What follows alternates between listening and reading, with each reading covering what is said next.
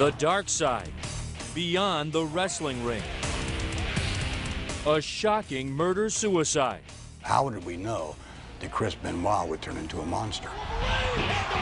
Pro wrestlers dying young. And allegations of drug abuse. The steroids started, the drugs started, prescription drugs, because of the injuries. I'm glad that the WWE has taken the steps it has to clean up our industry.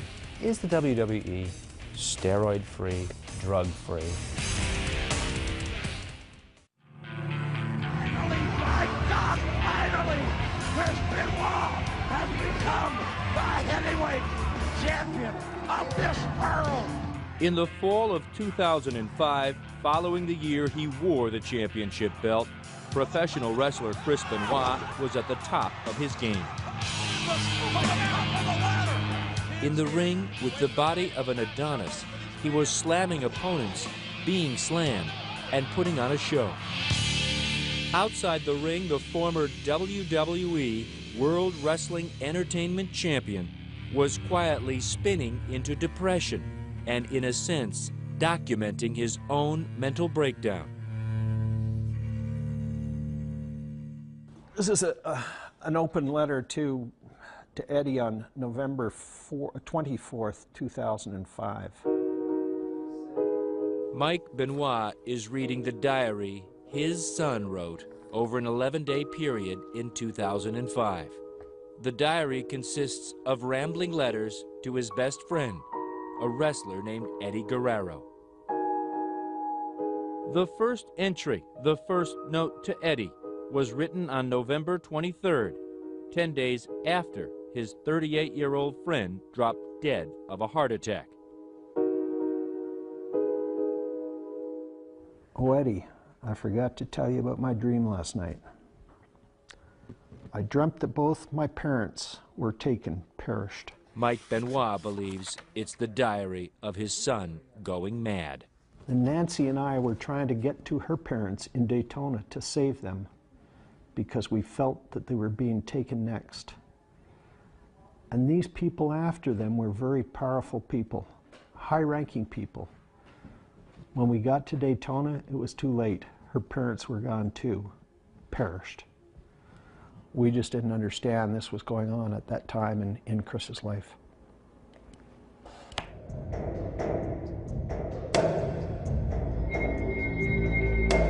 "19 months later, during the weekend of June 22nd, Chris Benoit would suffocate his wife Nancy, their 7-year-old son Daniel, then would walk into the basement of his suburban Atlanta home and hang himself.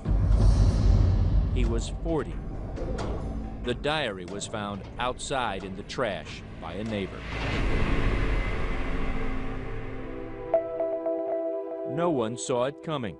Not his fellow wrestlers, not WWE boss Vince McMahon, and not his parents. I would have set my son in a totally different direction. I realized I do feel some responsibility for what has taken place here. Because you encouraged his dream? Yes, I did. And this is the dream. To be at the top, to be adored or hated by millions of fans. About 16 million people a week tune into the WWE. 2 of their cable programs, Raw and Friday Night SmackDown, are weekly ratings giants. WWE pay-per-view specials generate an average of $100 million per year. The action is fake, the pain is real. The grind never ends. And that's the dark side of wrestling entertainment when many turn to painkillers and steroids.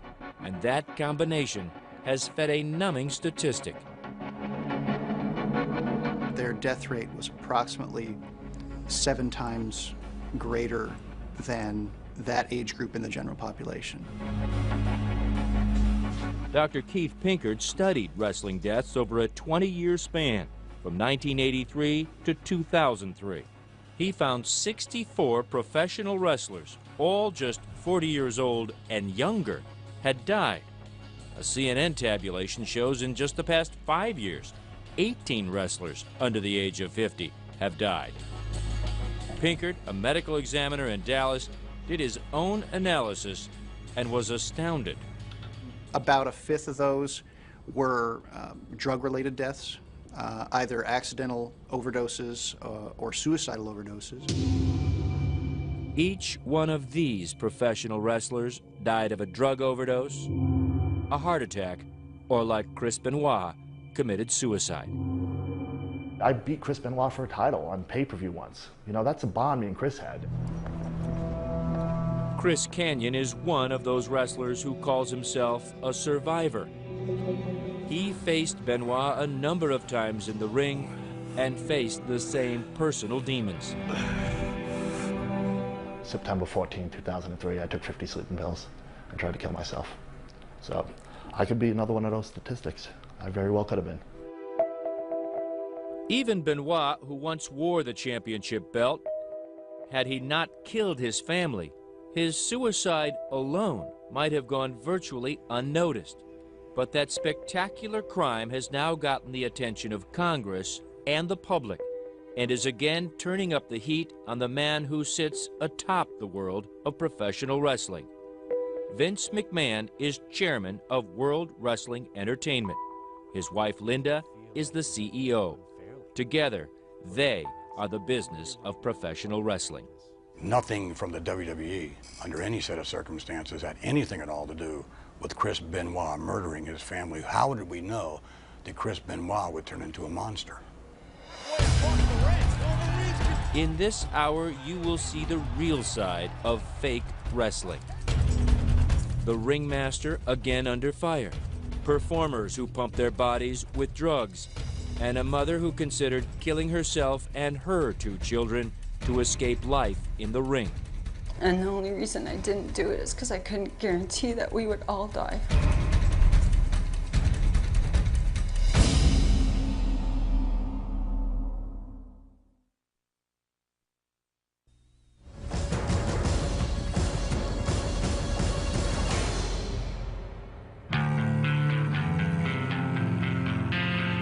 At first, there was the special tribute. On June 25, 2007, Vince McMahon and superstars like Phil CM Punk Brooks remembering a champion, Chris Benoit. Last night I felt really overwhelmingly disappointed because I didn't get to wrestle Chris Benoit. I just can't get that out of my head because Chris Benoit was my hero. Just one day later, tonight, investigators are calling the horrific scene that they found inside this home a murder-suicide. CM Punk's hero had become a villain, and Vince McMahon and his wrestling empire were on the defensive. Good evening, ladies and gentlemen. Last night on Monday Night Raw, the WWE presented a special tribute show, recognizing the career of Chris Benoit. However, now some 26 hours later, the facts of this horrific tragedy are now apparent. The Benoit tragedy put McMahon and his WWE back under the microscope. Another dead wrestler, allegations of steroid and drug abuse. Nothing new for McMahon, a bodybuilder and promoter who many say single-handedly changed the shape of wrestling. Vince has changed this business more than anybody. He has had an unbelievable influence on this business. A lot of it good, some of it not so good. Obviously, that look came from a lot of drugs, a lot of steroids. Del Wilkes wrestled for McMahon and his former World Wrestling Federation as the Patriot. He says he was injured in the ring, became addicted to painkillers, and ultimately spent time in prison. The WWF was known as the company of big guys. Vince liked big guys, and they were all there. You had certain wrestlers who... A former longtime WWE employee who asked us not to reveal his identity goes further, charging that McMahon not only changed the wrestlers, he also changed wrestling's legion of fans. You look at pictures of wrestlers before the mid to late 80s, they don't look like bodybuilders. They look like your unemployed uncle sitting on the couch. That's what they look like. They're not jacked up guys. But now there's an expectation among fans that a wrestler has to look a certain way. As the wrestlers grew, so did the whispers of illegal steroid use. Those whispers turned into headlines when McMahon went on trial in 1994, charged by the federal government with distributing steroids to his wrestlers. The government star witness? McMahon's own, Hulk Hogan. Perhaps the most famous name in all of wrestling. Hogan, whose real name is Terry Bollea, admitted under oath that he had used steroids. He estimated as many as 80% of McMahon's wrestlers were using steroids. Terry! Hogan also testified McMahon knew his wrestlers were on the juice and said that McMahon had ordered steroids for his own use. Despite such damning testimony, McMahon was acquitted, but the trial did lead him to admit to steroid use.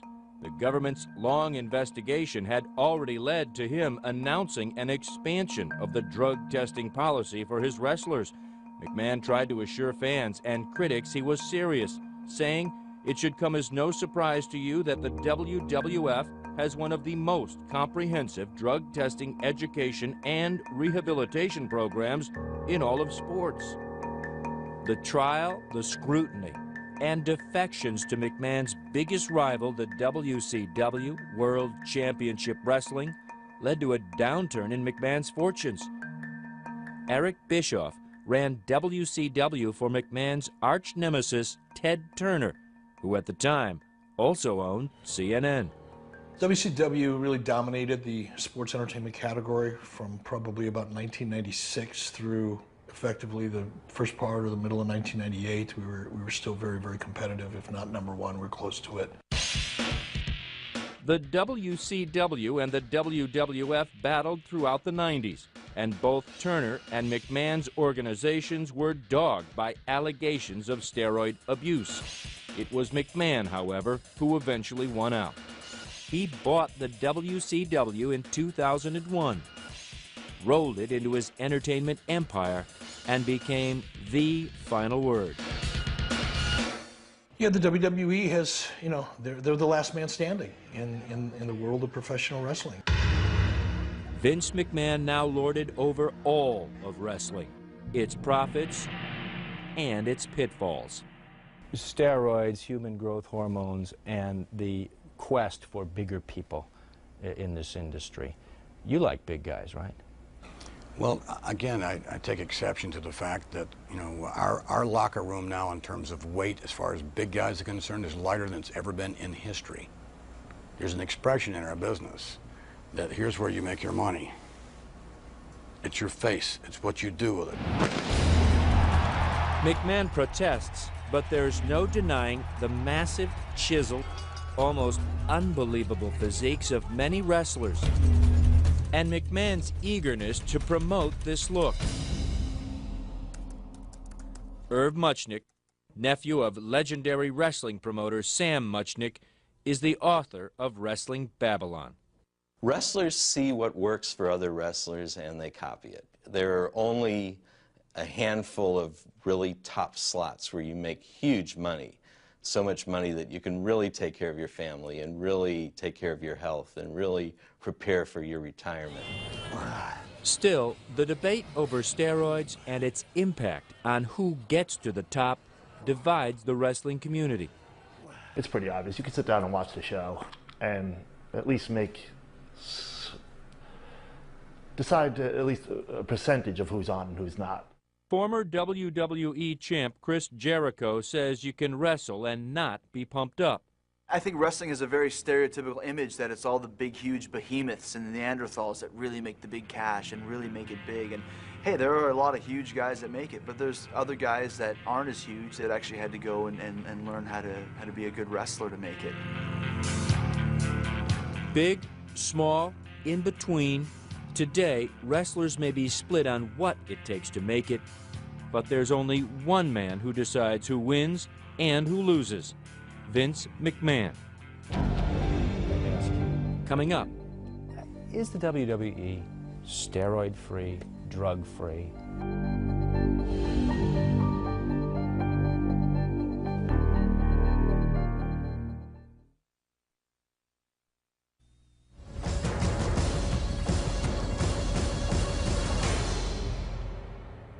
That's Chris as a 15-year-old standing in the Rocky Mountains. He started lifting weights at the age of about 13 in the basement, and he would not go out. If the guys called and said, come on out and hang out, he'd say, no, gotta lift my weights. Even at age 13, Chris Benoit already knew what he wanted to be. It was really a passion, and he wanted to be a professional wrestler. Michael Benoit did not share that passion, but he loved his son. The weights were a present for Chris. I dread the time that I even bought the weight set. You look back in your life and look at the mistakes you've made. That was the biggest mistake I ever made. Young Benoit's passion turned to obsession. He grew stronger, bigger, and on weekends, he would convince his father to let him drive the 3 hours from his home in Edmonton, Alberta, to Calgary, the very heart of Canada's wrestling empire. He really thought a fellow by the name of the Dynamite Kid, that became his idol, and really his wrestling style, he really followed the Dynamite Kid. Looking back, Mike Benoit believes allowing Chris to idolize the Dynamite Kid was an even bigger mistake. It started with the verbal abuse and, you know, putting me down in front of other people. Michelle Smadu was just a teenager when she met and fell in love with Tom Billington, the Dynamite Kid. They married, had a child, and soon after, Michelle says the Dynamite Kid began to explode. He certainly wasn't the guy you fell in love with. No. He was the gentleman that kicked out his wife and 3-week-old baby. And do you blame it all on the steroids? Yes. Tom Billington came to Canada from Manchester, England to become a pro wrestler. Like Chris Benoit, Billington was a small man in a big man's ring. For the first time, they were allowing a smaller person to come in and take those top spots. The bigger he got, the more fame he gained, the more in demand he was. From Canada, the Dynamite Kid moved up to McMahon's WWF. He became one half of the British Bulldog tag team, but behind the scenes, he was crumbling. The steroids started, the drug use, prescription drugs, because of the injuries, which also starts with the alcohol. Michelle says at home the kid was out of control, at one time dragging her by the hair, holding a gun to her face. It became so bad that I just wanted to get out, and the way I was going to get out was I put my 2 children on the bed, the master bed, Bronwyn and Merrick, and Tom had a lot of guns, so I went to get his gun. And I wanted to shoot Bronwyn and Merrick, and then myself. And the only reason I didn't do it is because I couldn't guarantee that we would all die. Michelle never told her husband what you have just heard. The night before this interview, she finally told her children. I can't imagine how tough that was to tell them. Did they look at you differently? Well, there was a lot of tears, and we didn't say anything. It was a quiet acceptance. They know that something horrible went on during the marriage. The marriage ended in 1991 when Michelle bought her husband a one-way ticket from Canada back to Manchester, England. This is the Dynamite Kid today. Tom Billington now lives in a public housing apartment outside Manchester. He has lost the use of his legs. A pin sticks out from one of his toes. He readily admits wrestling did this to him. Wrestling and the fact he ignored doctors who told him to stop. I need the money. I went back to wrestling because I needed the money. The other British Bulldog, partner Davy Boy Smith, his younger cousin, died of a heart attack at age 39. Billington, who was only 48 years old, says he might have suffered the same fate were it not for a drug overdose that led a doctor to discover an enlarged heart. So he said he's inalised from taking steroids. So he said, don't take steroids again, you'll be okay. So anyway, I've never touched the steroids since 1991. Well, before then I did regular, you know, for years. In fact, he says, for years, many of McMahon's wrestlers took steroids. The bigger the physique, the bigger the promotion. I took it for the job. Because I was in the WWF, most of them was all big men. So I thought, well, I'll do it too. Billington says the steroids came from doctors, from friends, even steroids meant for horses. He took them all, took a terrible pounding in the ring, and like his now dead partner, began taking extensive amounts of painkillers. My back, my knees, oh Christ, my shoulder, different things. Yeah, I took painkillers. Tom Billington has never laid eyes on a 16-year-old daughter, born after his marriage broke up. He remains bitter about Michelle, saying she's brainwashed his children. He does admit holding a shotgun to her head, but insists he was not violent. I don't think it was violent. I mean, I put a shotgun under her chin once, but I had no shells. I only pretended that. This is the man Chris Benoit idolized. Shortly after Benoit's death, a British newspaper quoted the Dynamite Kid, harshly criticizing Benoit. "We've all been through it," Billington is quoted, "but we didn't take it out on our loved ones." He told us maybe it was the drugs. It can make you aggressive, the steroid. But I don't, well, personally, you don't go and kill your bleeding kid, would you? Or wife, whatever. Coming up, new revelations about Chris Benoit's death and the Benoit family's search for answers. I said to my wife, I said, it's our only hope.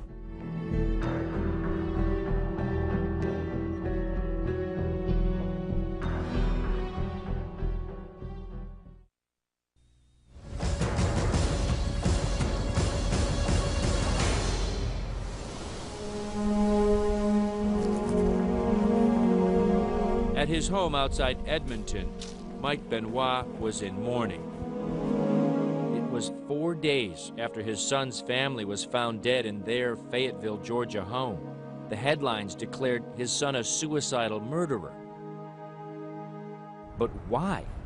Mike Benoit didn't know where to begin. I called a funeral parlor in Atlanta to pick up his remains, and we were going to have him cremated. So I was in the process of making those arrangements when I got a call from Chris Nowinski.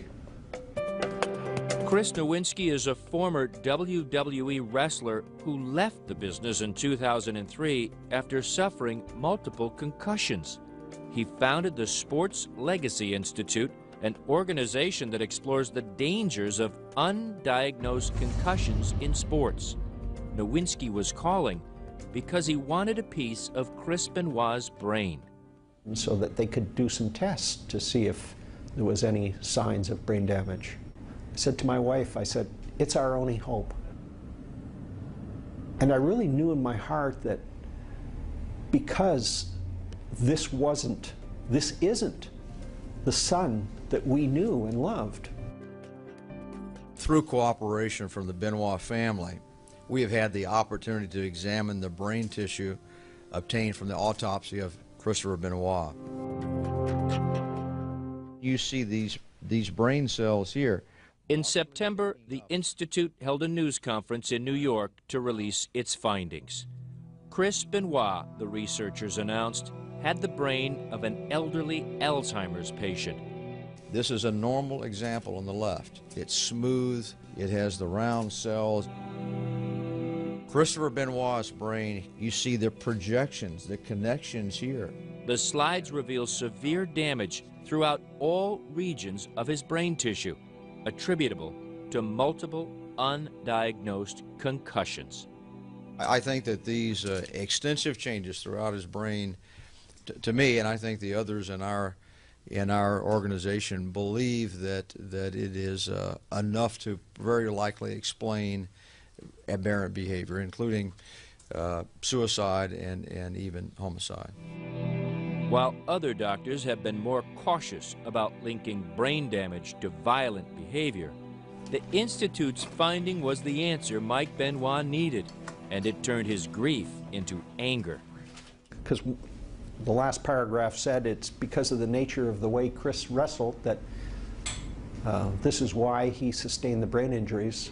So they were basically blaming my son for this. Like the Dynamite Kid he idolized, Chris Benoit was a wrestler's wrestler. Small in stature, he made up for it with soaring maneuvers, including his trademark, the flying headbutt. Chris Kanyon says Benoit would take the abuse for the love of the show. So me and him wrestled each other a bunch of times, and it was never about what can I do to you to make me look good. It was what can we do together to make the match look good. And looking good meant taking real hits to the head. Although the McMahons are aware of some of the Institute's findings, they say they have not yet studied the report. These studies, have not been, they've not been proven, if you will. Haven't been even critiqued by other members of the scientific community. As a result, McMahon is moving with caution. The only thing we've done really is, from a conservative standpoint, is just don't use chairs to the head. But other than that, it's what it is in the ring. Accidents do occur. It's not ballet, as they say. He did have some kind of brain injury, to get back to that point. I would think from a business standpoint, Mr. McMahon, you would be concerned about that, if you are concerned about your wrestlers. There's no question we are. We're concerned about everything. But again, you're frying me with facts, if they are facts, that are after the fact. The fact is, there is mounting evidence across all sports that multiple concussions can have devastating consequences. But McMahon just doesn't buy that concussions drove his former champion to kill. The findings themselves state that Chris Benoit had the brain of an 85-year-old man with dementia. And I would suggest to you that from a layman's standpoint, Chris Benoit could not do what he did for a living. He could not function as a normal human being. He couldn't even go to the airport if, in fact, that report were accurate. Still ahead, is there a gaping loophole in the WWE's drug testing program? My 3-year-old could drive a freight train through it.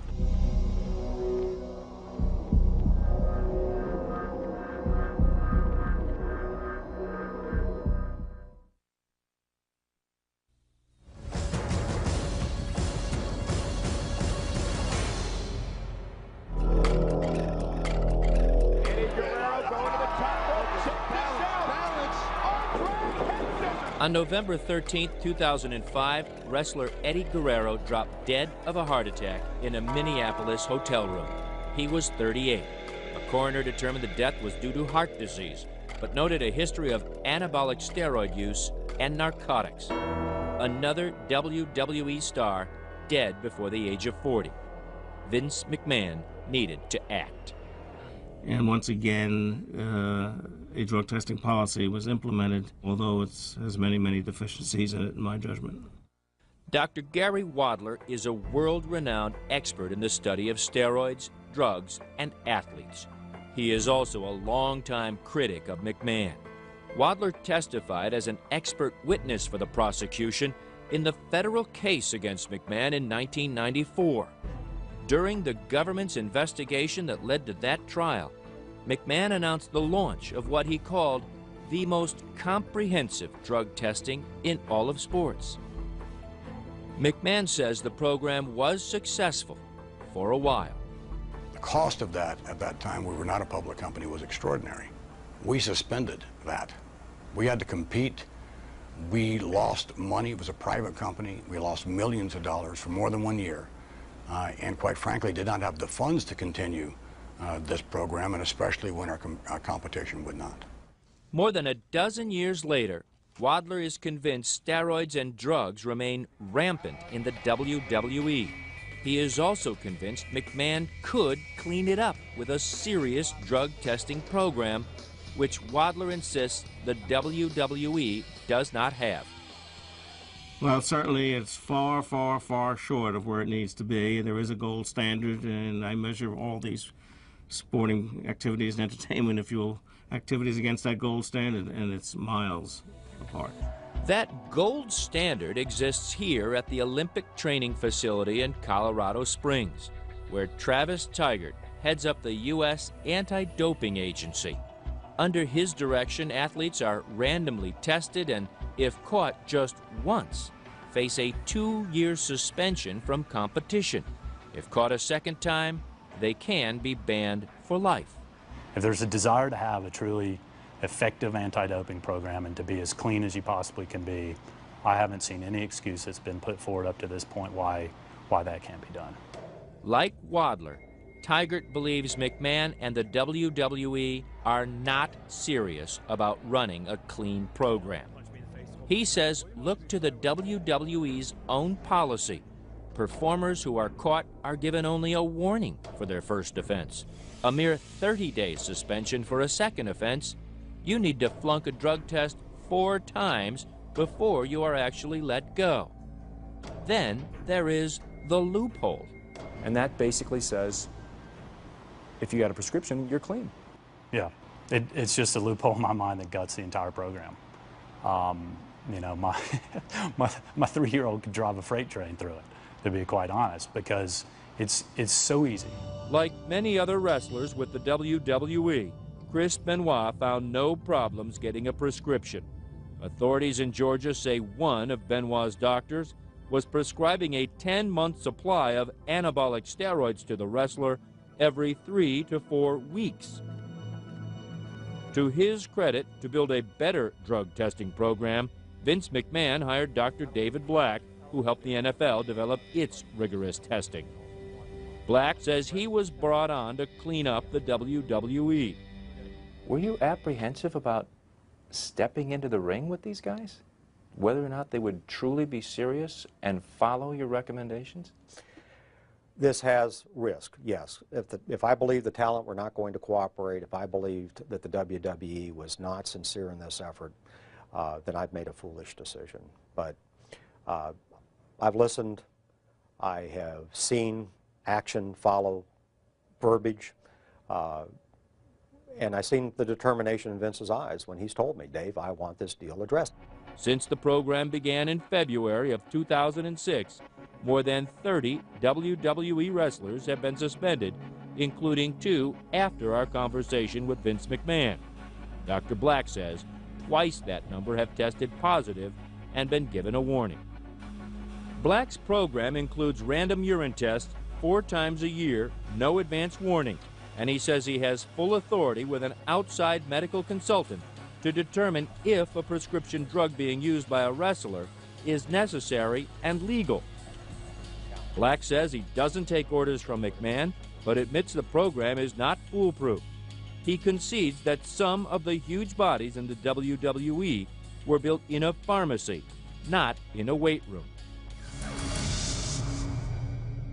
We are working towards making sure that all the physiques presented are natural. As a result, am I going to see smaller and smaller wrestlers in the ring?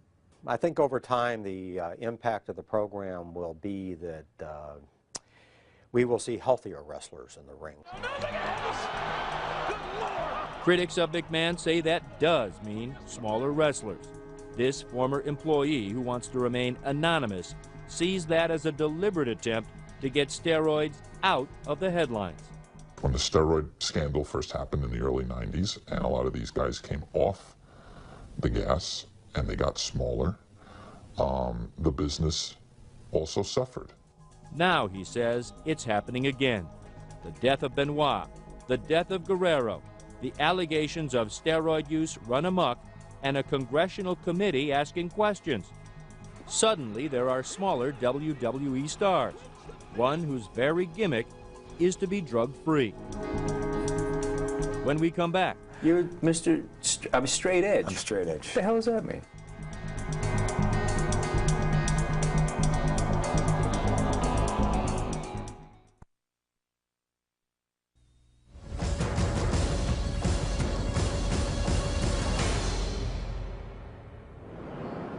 Halloween Eve, Phil Brooks, known to wrestling fans as CM Punk, arrives early at Long Island's Nassau Coliseum. You want to strap this on for me? Since winning the ECW title belt, Punk is more in demand than ever. And tonight, the company owned by Vince McMahon is putting on a pre-Halloween battle. What do you got tonight? What, bro? Casey. See you, bro. Let's get him.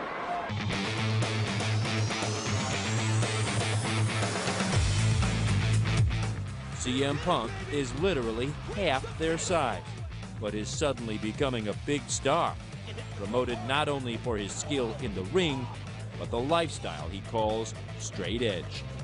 It means I don't drink, I don't smoke, I don't do drugs. I guess to a lot of people, I am boring. Punk's clean lifestyle stands out at the WWE. This guy's the current Extreme Championship wrestler. He's getting star treatment. Y'all give it up for CM Punk! Yeah, boy! He's tapped for radio interviews. I think what stuck with me from being a kid was the British Bulldogs. Even his workouts get interrupted with the press calls, like this one from Germany. You know, you've been at it for 10 years, but your sudden rise to fame at this time has to do with the fact that the WWE wants to hold you up as an example, saying, look, we've got a clean wrestler. I think it was, I don't think that's the sole reason. I think it was more circumstance, you know? I mean, all this stuff started to happen, and I just happened to be there. While the WWE is trying to put the Benoit story behind it, its wrestlers can't escape nagging questions about steroid abuse. John Cena is a WWE superstar, now recovering from an injury in the ring. He doesn't like being asked if he has used steroids. Have you ever used steroids? Absolutely not. This is a crazy question, and it's something that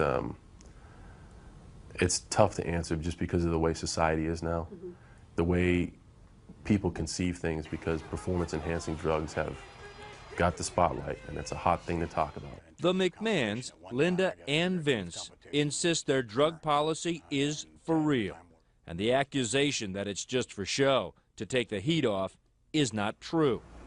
The federal government didn't suggest that we start a program of this nature. The media didn't suggest that we start a program of this nature. It started because it was the right time to do it. We had the funds to do it. It was the right thing to do. Is the WWE steroid-free, drug-free? I don't think that there's any organization in the world, be it entertainment or be it sport, that can tell you that they are totally drug-free. Evidence of that surfaced just this past September, 3 months after Benoit's death. A prosecutor in Albany, New York, found 10 current wrestlers on the customer list of an internet pharmacy accused of dealing illegal steroids. So we took action immediately, the same day. They weren't actually caught by the WWE's drug policy. They were caught by some local prosecutor. Sure.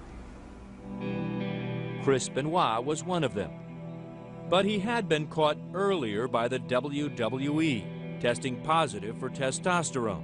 Because it was a first offense, he was only given a warning. When Benoit retested just this past April, 2 months before his death, he was clean. Chris was someone I did view as a very positive part of the program. He always indicated in those conversations that he did not want to violate the policy. Autopsy results show Chris Benoit had steroids in his system at the time of his death. We're not looking to just, say, got you. We want to protect the health and well-being of the men and women who are part of World Wrestling Entertainment.